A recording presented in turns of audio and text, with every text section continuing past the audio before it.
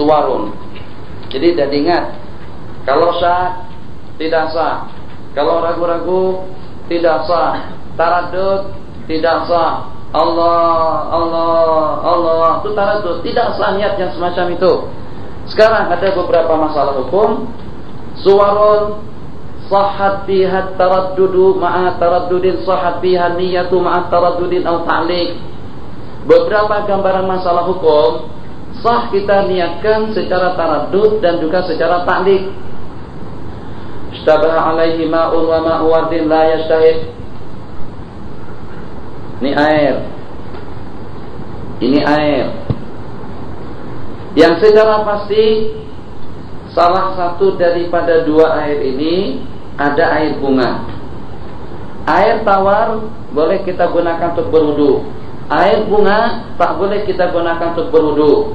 Terus dengan kita berwudu, saat ketika dengan kita menggunakan kedua-duanya, kita lakukan wudu dua kali. Dengan yang ini kita niat, dengan yang ini pun juga kita niat. Tidakkah pada waktu kita mengambil air wudu dua kali tadi itu hati kita masih bimbang?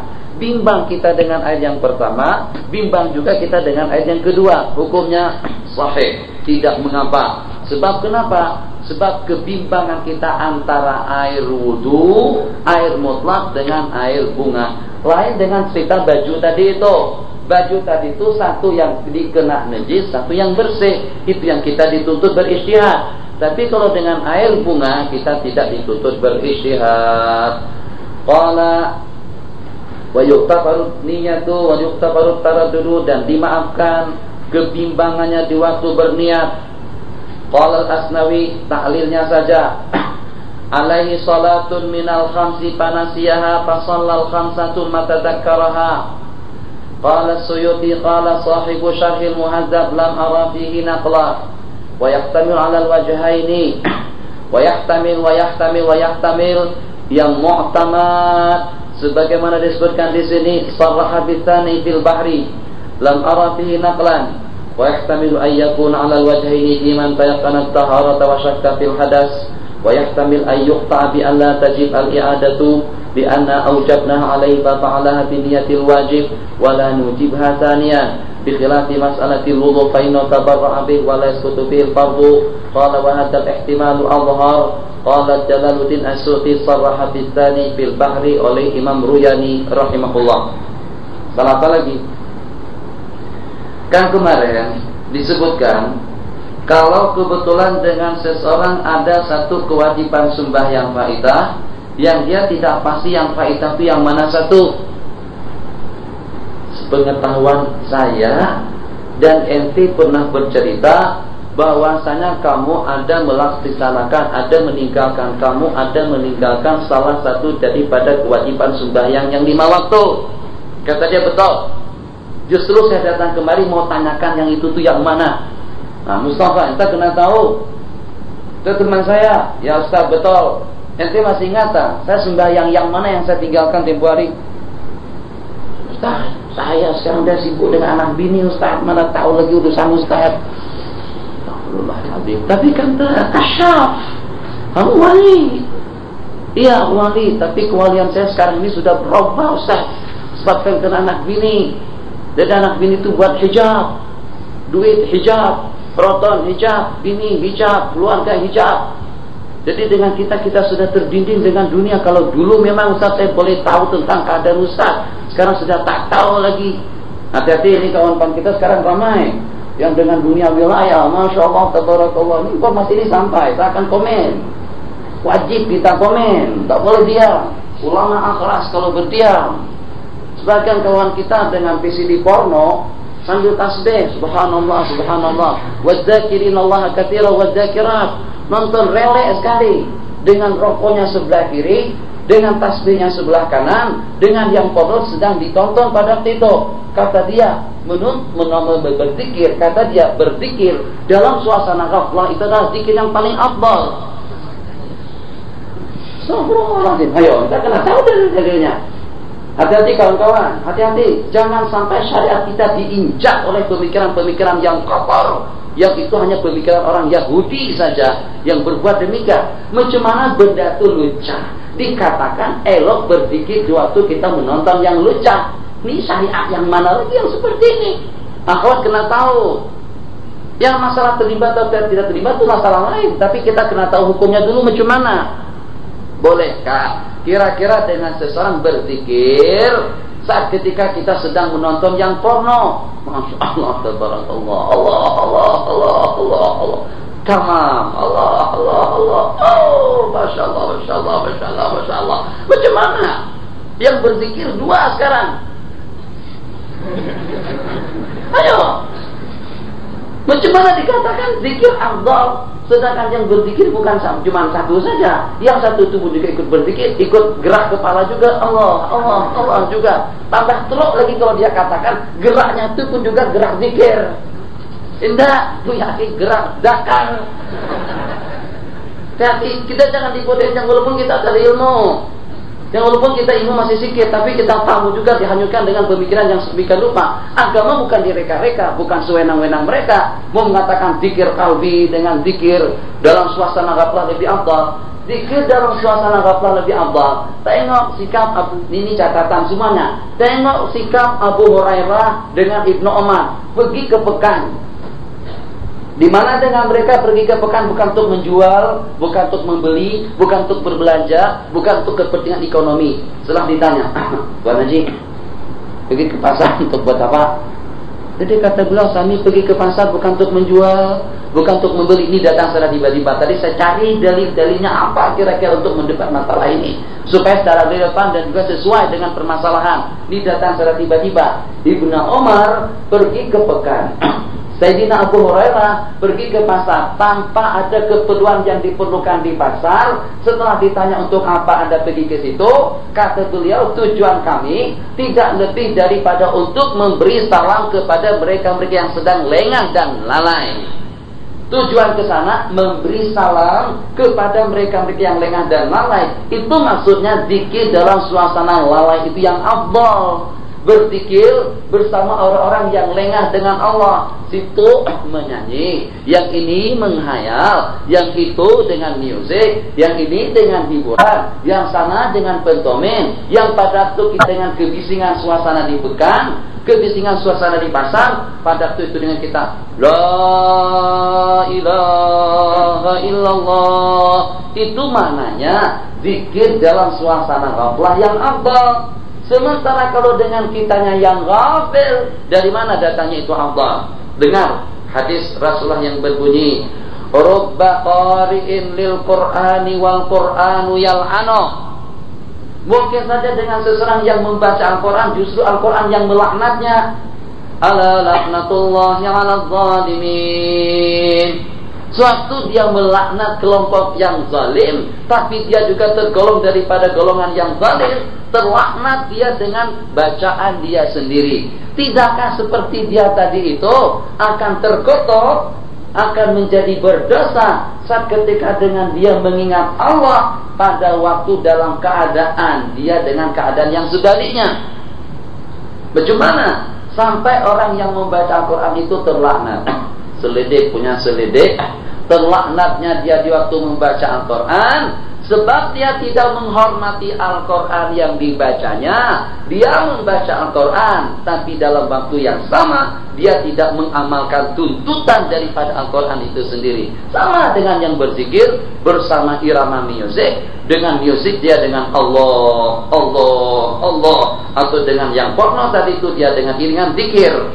Tidak tepat apa yang dikatakan tadi. Satu, Nabi kita bersabda dalam sebuah hadis, Innallaha la yaqbalu du'aan min qalbin lahin. Allah tidak akan menerima doa daripada seseorang yang lengah dan lalai. Macam mana dengan dia tadi itu tidak dikatakan lengah dan lalai? Ma ja'alallahu li rajulin min qalbayni fi jawfihi. Allah tak jadikan dua hati di dalam jiwa raga seseorang. Macam mana? Pikiran dengan yang porno itu, hati dengan yang porno, perasaan dengan yang porno, semuanya naik bulu romanya pada waktu itu. Tegang semuanya. Jangan dikatakan tidak tegang kalau waktu seseorang menonton yang porno. Kalau ada yang tengok yang porno tidak tegang, itu mati pojok. Coba saja, saya berani cabar.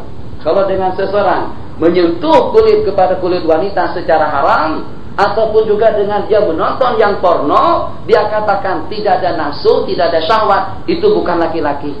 Ya imma dia setengah laki-laki, ya imma dia memang betul-betul pondan perempuan, ya imma dia mati pucuk, bukan orang yang memiliki pucuk yang hidup.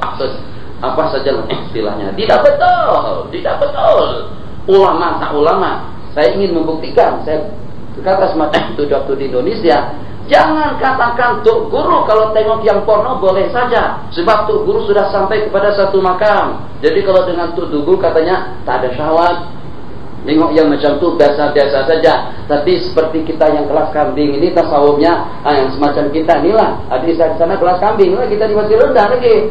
Dia udah baca hikam, iqadul himam, baca Futuhat Makkiyah, baca Lasaiful Isy'arat, baca kitab tadbir, Fiskati Tadbir, karangan Ibnu Athaillah. Jadi tasawuf itu sudah tasawuf yang mantap.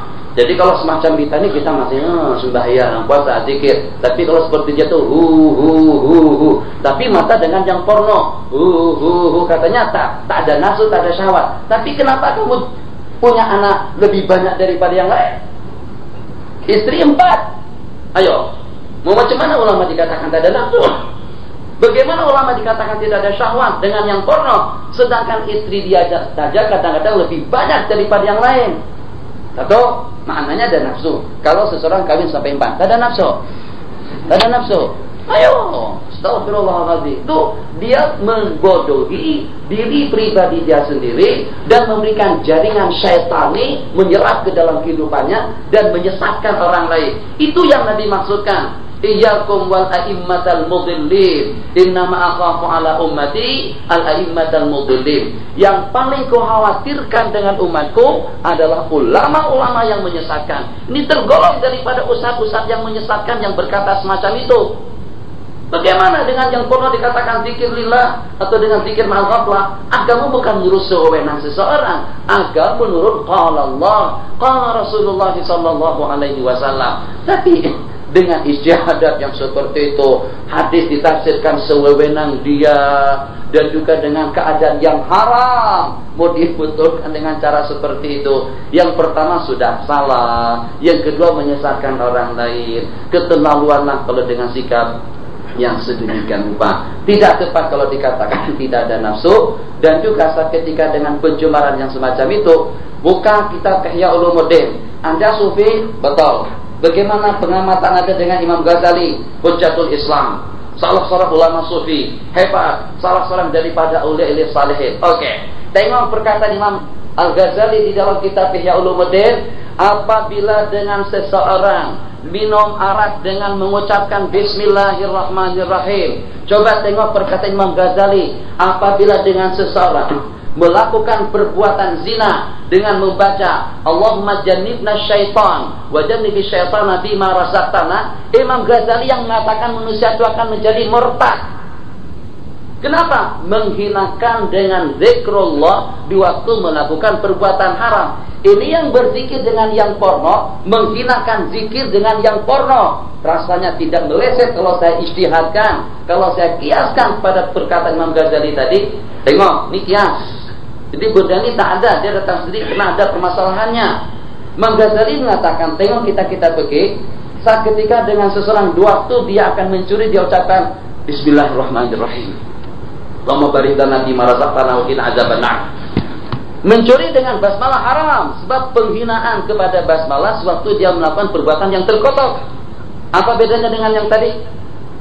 Yang ini melakukan perbuatan haram dengan iringan basmalah. Yang ini melakukan perbuatan haram dengan iringan zikir. Apa bedanya? Tidak ada bedanya. Kalau tujuannya ihanah kepada zikir, itu membawa yang berkenan itu akan menjadi murtad. Tapi kalau dia kata dia beristihad, kita kata masalah beristihad saya juga boleh istihad. Tapi yang sangat disayangkan, kamu hafal Quran tidak, tahu ayatul ahkam pun juga tidak, ikhtilaf pendapat muttafaq dengan mukhtalaf pun juga tidak. Seperti Anda tidak patut untuk berkata beristihad, sebab ilmu kamu masih sedikit. Orang yang beristihad bahasa Arabnya mantap, ilmu Al-Qurannya dalam kepala, ilmu hadisnya di dalam rongga, dalam dada. Oke, kalau dia kata beristihad. Jadi kalau masalah kata dia beristihad, saya pun juga boleh beristihad. Setara saja kita dalam masalah kedudukan. Tak boleh dia mendakwah itu adalah istihad. Yang kalau kebetulan dia salah, dia akan mendapatkan pahala. Tapi kalau dia alim seperti Dr. Qardawi beristihad, keliru istihadnya, beliau mendapatkan satu ganjaran pahala di sisi Allah Subhanahu wa taala. Di celah-celah pembicaraan saya tadi itu, kita sudah boleh menyimak di antara daripada dalil untuk kita mematahkan berzikir dengan yang porno, berzikir dalam suasana ghaflah, itu adalah zikir yang paling afdal. Satu, maksud daripada ghaflah bukan dengan kitanya yang lengah dan lalai, terus kita berzikir, tidak. Dan juga tambahan daripada argumentasi kita atau hujah-hujah kita, kenapa kita disuruh dengan pakaian yang bersih? Jubah, harus dengan jubah yang bersih. Kenapa kita disuruh dengan anggota tubuh yang bersih? Kenapa kita disuruh sembahyang di rumah Allah yang bersih? Kenapa kita disuruh menghadap kiblat? Kenapa dengan kita disuruh mengambil air wudu? Tidakkah tujuannya supaya suasana ibadah kita itu memang betul-betul untuk ibadah? Apakah kira-kira dengan seseorang hanya dengan baju yang bersih saja, sementara dengan tumanannya masih kotor? Teringat saya tadi dengan hadis Rasulullah yang berbunyi, "Ituni bi ambijaniyati Abi Jahmin." Tolong ambilkan selendangnya Abi Jahmin yang satunya lagi. Inna hadza qad alhani fi salati. Ini melengahkan dan melalaikan aku waktu sembahyang. Asal ceritanya macam ini. Jadi pada kita bajahan datang. Kata Abu Jahmin, ya Rasulullah, ini dua selendang, 2 lembar selendang. Nabi kita tengok, Nabi kita tertarik dengan yang berloreng-loreng. Apa berloreng-loreng? Yang berwarna-warni. Nampak kelihatannya lebih mahal atau juga lebih cantik. Baginda ambil yang berwarna-warni tadi itu dan Nabi kita pakai waktu sembahyang.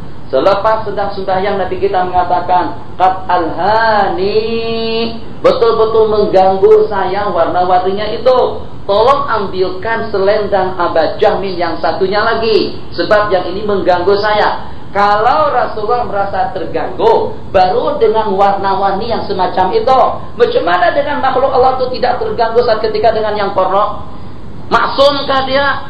Itulah saya katakan, kalau saya berhadapan dengan orang tersebut, mungkin kata-kata saya akan lebih lantang daripada itu lagi, sebab itu satu penghinaan yang terlalu porno terhadap agama dan juga terhadap zikir, dengan alasan atau dengan mengandalkan tarikat. Tarikat tidak mengajak kita dengan cara yang semacam itu. Tarikat membuat kita jadi bersih, membuat kita menjadi dekat dengan Allah, bukan membuat kita untuk mengharamkan yang halal atau menghalalkan yang haram.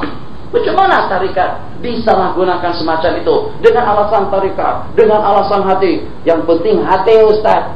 Memangnya Rasulullah tidak punya hati? Tapi kenapa Nabi kita perang? Tapi kenapa Nabi kita betulkan hukum? Tapi kenapa Nabi kita tegur? Tapi kenapa Nabi kita berpakaian? Tak bersihkah hati Rasulullah? Kenapa Nabi kita tegas dengan syariat? Kenapa Nabi kita tegas dengan hukum? Kalau masalah hati saja, kenapa Nabi kita memberantas pelacuran? Nabi kita memberantas berhala? Nabi kita memberantas patung yang ada di sekitar tanah suci Mekah? Ja'al haqqu wa zahaqal batil, innal batila kana zahuqa. Siapa yang memberantas 360 berhala? Kalau seandainya yang menjadi pedoman itu semata-mata hati saja, kenapa Nabi kita hancurkan berhala? Kenapa dengan salah seorang sahabat Nabi kita yang mau kawin dengan anak itu dengan salah seorang wanita pelacur? Nabi kita kata tidak. Nabi kita tak bolehkan kawin dengan anak, sebab anak itu daripada perempuan malam. Kenapa Nabi kita tegas dengan hukum? Kenapa Nabi kita katakan zina mata dengan memandang, zina mulut dengan bercakap, zina tangan dengan bersalaman? Bagaimana dengan baginda selama tidak kurang daripada 23 tahun? Bukan hanya dengan bab akidah yang Nabi kita tanamkan, syariat pun juga Nabi kita pada waktu itu Nabi kita usahakan. Tolong, di mana ada dalil, di mana ada pendapat yang dengan kita dibolehkan melaksanakan ibadah atau melaksanakan sembahyang dalam suasana yang menghanyutkan dan melarutkan. Tidakkah dikatakan makruh kita sembahyang kalau ternyata ada satu benda yang mengganggu kita waktu kita salat? Kesimpulannya, tidak boleh dipertahankan dan haram dipertahankan. Berbahaya akidah seseorang yang mempertahankan dengan sistem zikir yang semacam itu. Zikir, kalau terlibat urusan pribadi dia, kembali tobat, menyesal dengan kesalahannya, selesai.